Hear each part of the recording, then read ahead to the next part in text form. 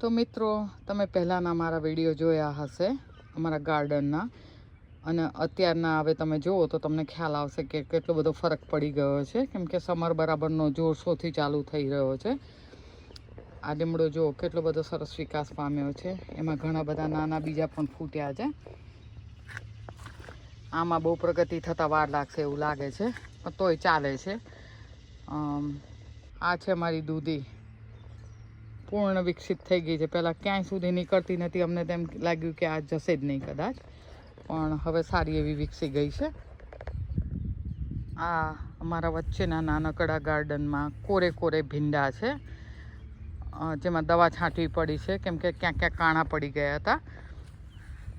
પણ આ દેશી ભીંડા છે. અમે અમદાવાદમાં બોયઝ પોલિટેકનિક આગળ એક ઓફિસ છે ગુજરાત સરકારની, એમાંથી અમે મેળવ્યા હતા.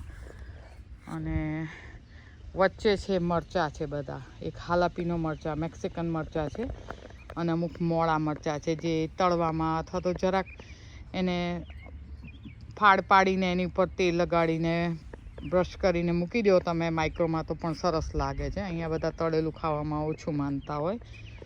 આ બીજા ભીંડા છે જે નાના નાના છે,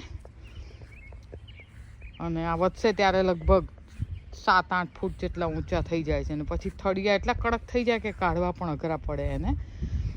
તો અમારે બધું ભીંડાનું સામ્રાજ્ય છે વધારે પડતું, અને વચ્ચે મરચાં નાખેલા છે. આ દૂધી હતી, વધારાના છોડ 7-8 બિયા ઉગાડ્યા, કેમ કે ખબર નથી કે કેટલા ઉગશે, તો એને આ સાઈડે લાવી દીધા ગાર્ડનની, એટલે અહીંયા પણ વિકાસ થોડી પામી શકે ને. અહીંયા ઉપર પીચનું ઝાડ છે જેમાં પીચ ખરી ગયા છે, એટલે એમાં પછી દોરી બાંધીને વેલો ચડાવશું. બીજા અહીંયા આગળ થોડા રવૈડી અથવા રવૈયા લીલા રંગના એ નાખ્યા છે. એના બી નાખ્યા હતા, એ પણ પેલા બોયઝ પોલિટેકનિકની બાજુમાંથી લાવ્યા હતા, અને એમાં ધરું ઉગાડ્યું મેં કુંડામાં, અને પછી થોડા મોટા થયા એટલે પછી આવી રીતે જમીનમાં નાખ્યા છે. અને સસલાઓ આને ખાતા નથી, કોઈ જાણે ઓળખતા નથી રીંગણાને. પછી એની પાછળ છે એ તાંદળજો ઢગલા બંધ ઉગ્યો છે. અહીંયા તાંદળજો ઘડીકમાં મળતો નથી ઇન્ડિયન ગ્રોસરીમાં. અમે ખૂબ ખાધો, અને બીજાને કહીએ તમારે ખાવો હોય તો લઈ જાજો અહીંયાથી, તોડવાની તાકાત હોવી જોઈએ. એ તાંદળજો થોડા વખત માટે ચાલે છે, પછી જતો રહે છે, પછી આ એકલા રીંગણા જ રહેશે. હવે આ જુઓ ટમેટાં ઉગેલા છે, અને અર્લી ગર્લ કહે છે, અને ખૂબ મોટા મોટા થાય છે સાઇઝમાં.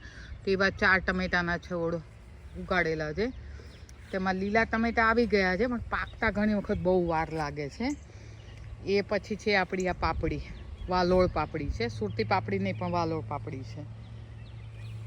ઘણા બધા વેલા એના ઉગી નીકળ્યા છે, ને એનું ઉત્પાદન બહુ જ થાય છે. આ જે લાંબા દેખાય છે એ ચોળીના છે. ગઈ વખતે પાપડી એટલી બધી થઈ કે ચોળીને દાટી દીધી, એટલે આ વખતે પાપડી તો એ નાખતા છતાંય મેં ચોળી પાછા દાણા નાખતી રહું છું. પણ જો કેટલા બધા આગળ વધી ગયા છે. અહીંયા આગળ પણ આજુ પાપડી જ છે.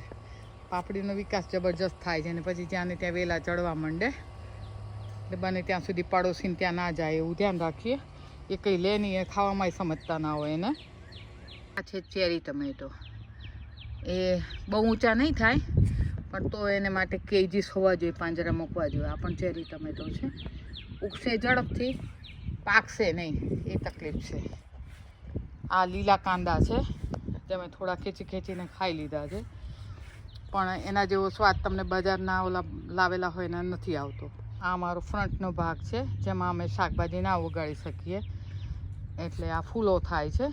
અને અત્યારે ખૂબ તડકા પડવા માંડે છે, આખા દિવસમાં 3 વખત પાણી પીવડાવવું પડે છે.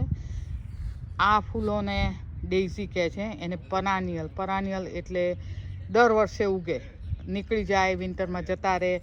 બધા છોડ કાપી નાખ્યા હોય ઉપરથી તો પણ પાછા ઉગે છે, ને એ લાગે છે ખૂબસૂરત.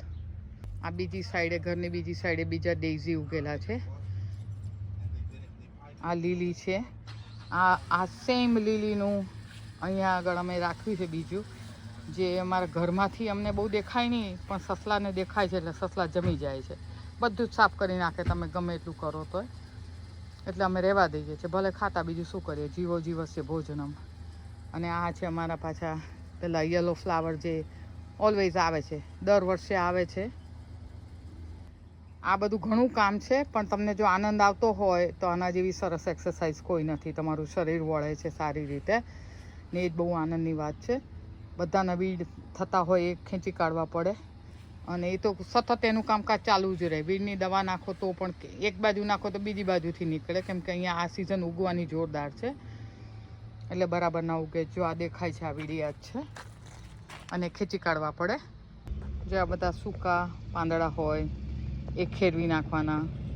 ઘણા માણસો તો એકદમ ચોખ્ખું ચાટલા જેવું રાખતા હોય, એટલું બધું તો નથી પણ હું કાઢ્યા તો કરતી જ હોઉં છું, એનો પાર જ નથી આવતો. તમે મારા પહેલાંના વિડીયો જોશો ગાર્ડનના તો તમે કમ્પેર કરશો ત્યારે ખ્યાલ આવશે કે કેવા હતા અને કેવા થઈ જાય છે પછી. આ છે એક પિયોની નામનું ઝાડમાં મોટા કમળની સાઇઝના વ્હાઇટ ફૂલો ઉગે છે જે ખરી ગયા છે અત્યારે.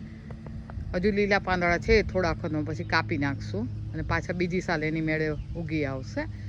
1 મહિના જેવા રહે, અથવા તો ક્યારેક જો સ્ટોર્મ આવે તો ગયા સમજો 1 જ વીકમાં ઉડી જાય, બધા પાંદડા ખરી જાય અને કચરો ખાસો એવો થાય. તો મિત્રો હવે તમને આ વિડીયો કેવો લાગ્યો કોમેન્ટમાં જણાવશો. લાઈક, શેર અને સબસ્ક્રાઈબ કરજો. આ ગાર્ડનિંગનું કામ એ ઘણું બધું કામ છે અને જાતે કામ કરવાની મજા જ ઓર છે. ઘાસ કાપવાનું અમે જાતે કરીએ છીએ અને એના ચાલવામાં ખૂબ જ આનંદ આવે છે. ખરેખર કામ થઈ જાય ત્યારે અહીંયા મળતા હોય છે માણસો ભાડે, તમે હાયર કરો તો આવીને કરી જાય, પણ હું પોતે મારી જાતે પસંદ કરું છું કે મારી એક્સરસાઇઝ થઈ જાય છે એ બહાને. તો મિત્રો બાય, ત્યારે લાઈક, શેર અને સબસ્ક્રાઈબ કરજો. Thank you.